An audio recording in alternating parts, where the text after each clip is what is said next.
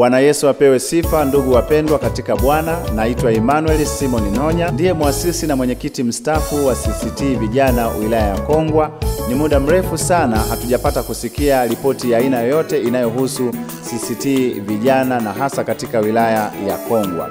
CCT Vijana imetokana na uwepo wa uongozi wa CCT wachungaji wenye lengo la kufanya shughuli za pamoja katika makanisa ya Kikristo hapa katika wilaya ya Kongwa. Uongozi wa vijana ulichaguliwa rasmi mwaka 2021 katika kanisa la TAC Ugogoni. Uchaguzi huu ulifanywa na vijana kutoka katika makanisa ya CCT wilaya ya Kongwa. Uongozi huu umepita katika changamoto zifuatazo. Moja, waumini kutokuwa na elimu na chombo hiki. CCT Vijana ilipoanza ndio iliyohusika katika kutoa elimu nje na ndani ya wilaya ya Kongwa. Changamoto ya pili ni roho ya ubinafsi, wivu na vita katika huduma. Kumbuka watu hawa walikuwa bado hawajajua kuhusiana na masuala yanayohusu umoja. Kwa hiyo chombo cha vijana kilipoingia kikawa na mtizamo wa kufanya shughuli za pamoja wakati unaowezekana, mahali panapowezekana, bila kuathiri taratibu na mienendo mingine ya kanisa au vikundi vya kwaya au vikundi vyovyote vilivyoko ndani ya kanisa fulani. Kutokana na kutokuwa na hali hiyo, CCT Vijana ilikumbana na roho za ubinafsi, wivu pamoja na vita katika huduma, kwamba baadhi ya waumini au vijana miongoni mwao walikuwa hawafurahii kuona chombo cha umoja kinapokuwa kinaendelea kufanya vizuri. Changamoto nyingine ilikuwa ni ushirikiano hafifu kati ya uongozi wa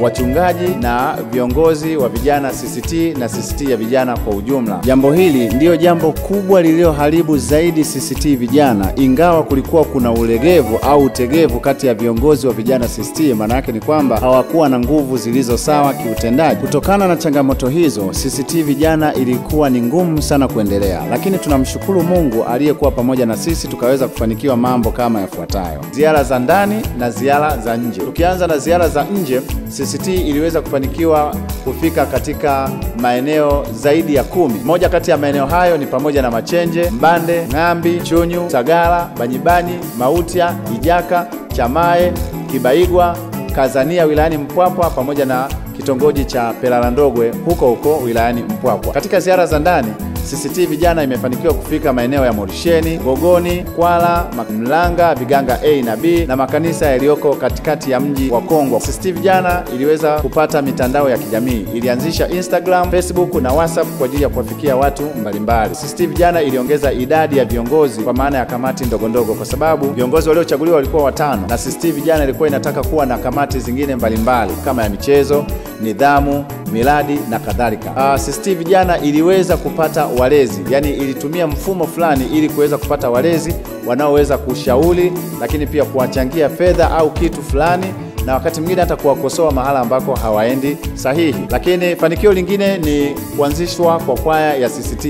Kwaya ya CCT ilikuwa ni kwaya ambayo imeundwa na vijana kutoka makanisa yote na kwaya zote, na ilikuwa haifungamani na kwaya yote wala kuharibu misingi na taratibu ya kwaya yoyote au kanisa lolote. Kwaya hii ilifanyika kuwa kama kielelezo na muonekano unaoonyesha kwamba CCT Vijana sasa wanafanya kazi kwa pamoja na CCT ya vijana inaonekana kuwa na nguvu zaidi. Kwaya hii ya CCT imebahatika kuwa na sare 2 za kwaya, lakini pia imebahatika kurekodi nyimbo audio 2, akiba ya fedha kwa matumizi yao binafsi na flash 1 ya kwaya. CCT Vijana imeandaa matamasha makubwa 4 na matamasha madogo yasiyopungua 10. Ndio yale yaliyokuwa yakifanyika wakati viongozi wamekwenda kutembelea sehemu fulani kama ziara au kuwepo kwa kwaya ya CCT katika eneo fulani. Pia kwaya ya CCT ilifanikiwa kufanya sherehe ya mwaka mmoja ya kumbukizi toka ilipoanzishwa. Sherehe hii ilikuwa kubwa sana na ilihudhuriwa na watu mbalimbali wakiwepo walezi pamoja na kwaya mbalimbali. CCT Vijana ilianzisha mradi wa t-shirt kwa lengo la kujitegemea kiuchumi. Pamoja na hayo, lakini haitakuwa vema tusipotoa shukrani kwa Mungu aliyetuwezesha, pia kwa baadhi ya wachungaji, viongozi wa CCT wachungaji, walezi na waumini waliokuwa wakitoa ushirikiano katika kazi hiyo ya Mungu.